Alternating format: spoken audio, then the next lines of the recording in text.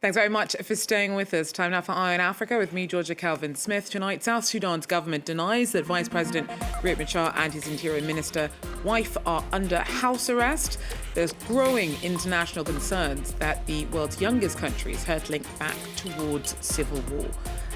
Also, divisions between factions of Zimbabwe's ruling ZANU-PF party are on display, even as a call for national protest leads to empty streets. Criticisms of President Emmerson Mnangagwa's possible bid to extend his term to 2030 splits his base.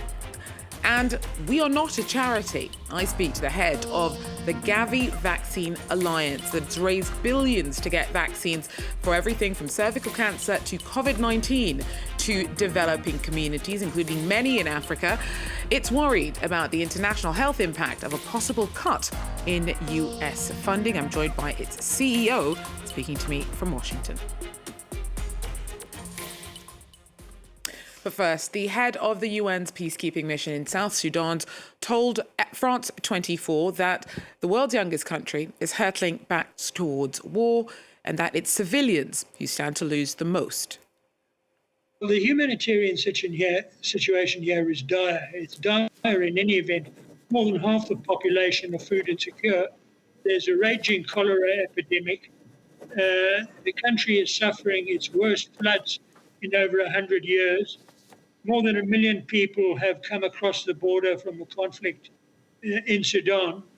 The price of food has risen astronomically. So the country is really encountering a very difficult situation from a humanitarian point of view. So those concerns expressed by Nicholas Hansen come as they have been ratcheting up worries about security in South Sudan this month since fighting broke out between forces loyal to the two men behind a devastating civil war that only ended back in 2018. Now, that fragile peace deal between President Salva Kiir and Vice President Riek Machar has been pushed to breaking point by Machar's house arrest last week.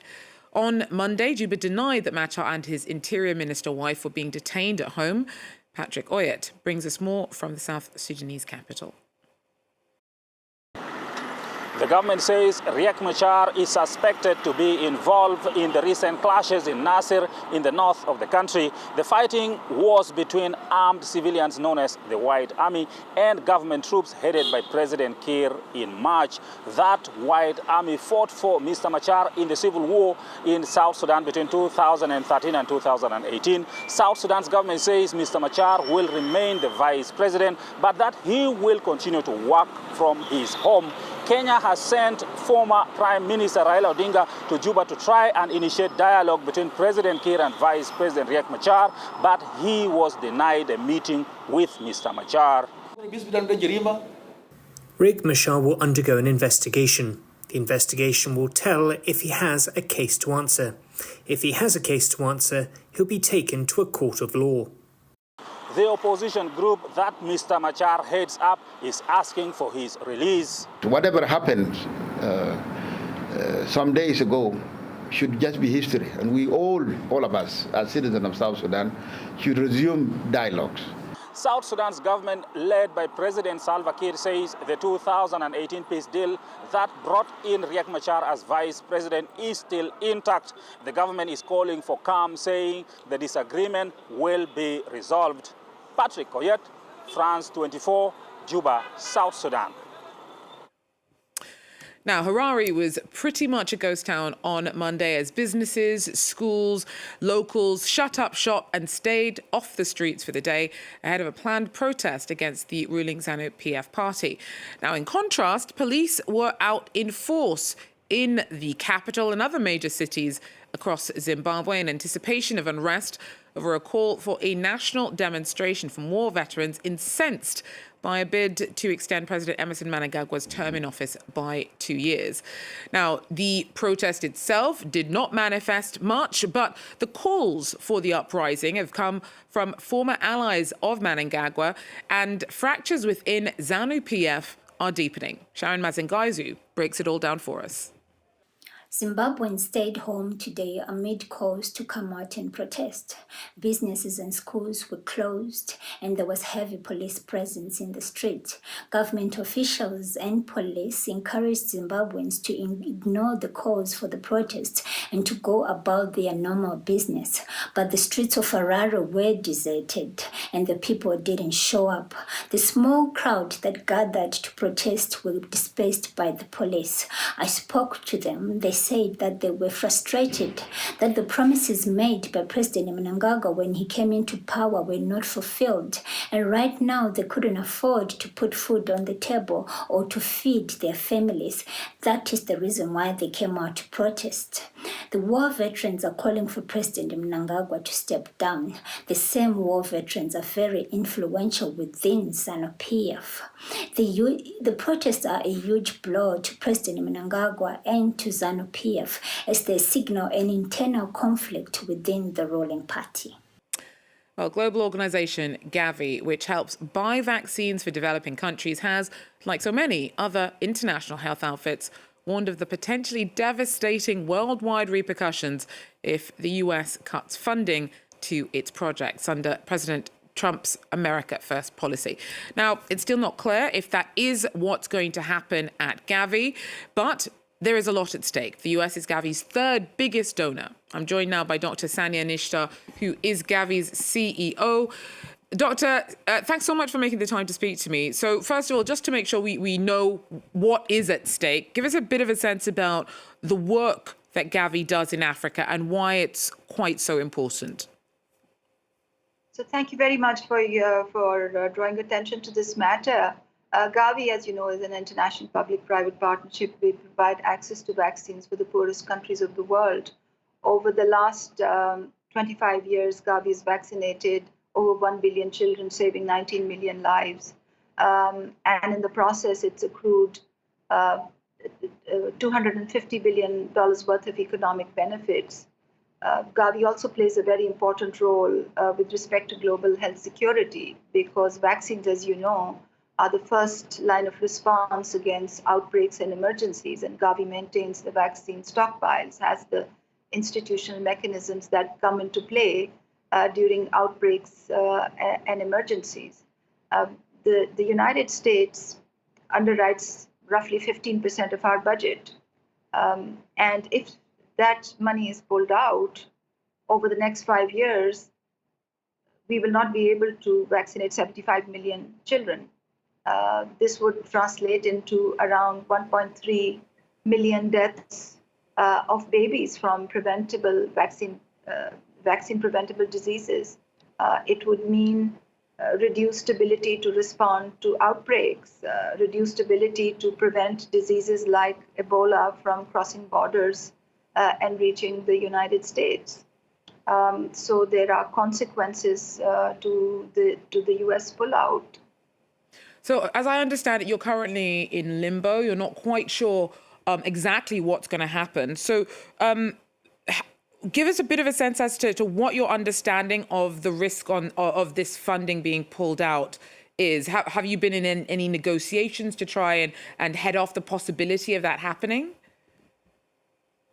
So we've seen a list which has been circulating, and that list comprises of names of agencies whose contracts are expected to be terminated. That list somehow got into the hands of the New York Times. They did an article. That's how attention was drawn to this. Apparently, that list is being sent by the administration to the Congress on the request of the Congress.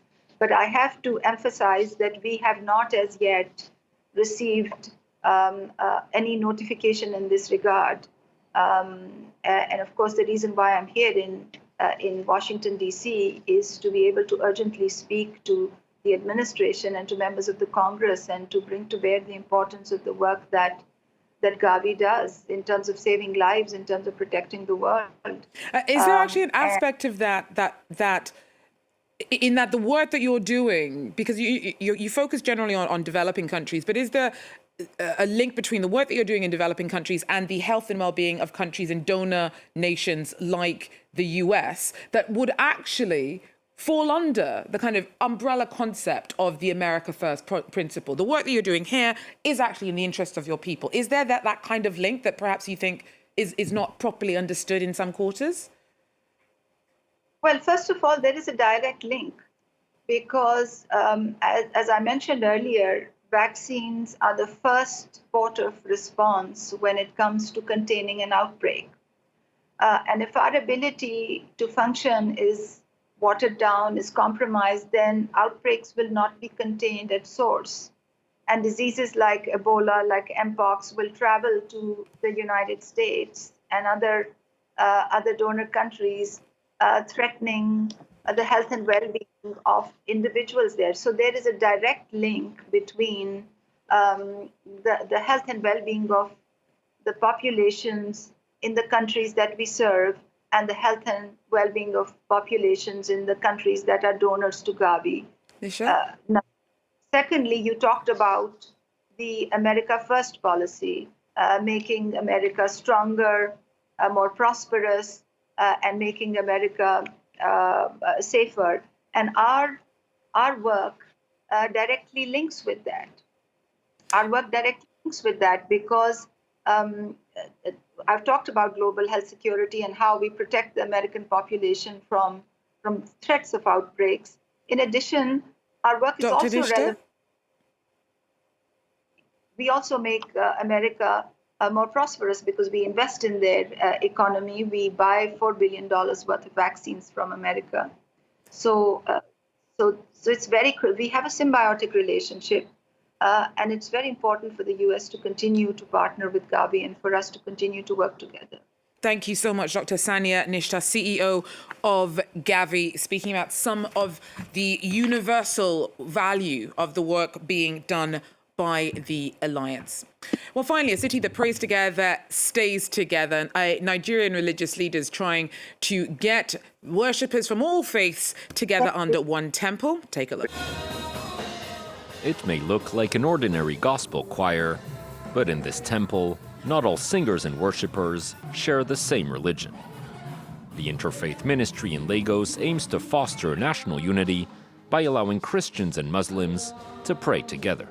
All we try to do is this, because in those books there's contradiction, a lot of contradiction. So we try as much as possible to bring out the truth that will unite the true religions together, that will bring peace to the government of Nigeria. Nigeria is roughly divided in half between the largely Muslim north and mostly Christian south. The country has experienced interreligious violence in the past and continues to see tensions between religious communities. Instead of focusing on differences, the interfaith ministry aims to highlight similarities between the country's two main religions in order to help foster greater understanding between Muslims and Christians. The way they accommodated me, with the love they showed me, even as Muslims that were here, because I met some Muslims here too. There is no God of Christian, there is no God of Muslim. It's the only one God we are worshiping. It's just the way we worship that God. That's the difference. With over 200 spoken languages and a multitude of religious sects, Nigeria remains a culturally fragmented country. Through its message of tolerance and peace, the interfaith ministry hopes to show the way forward for Africa's most populous nation. Well, that's it for Eye on Africa. Thanks very much for joining us. Do so again if you can. Till then, take care.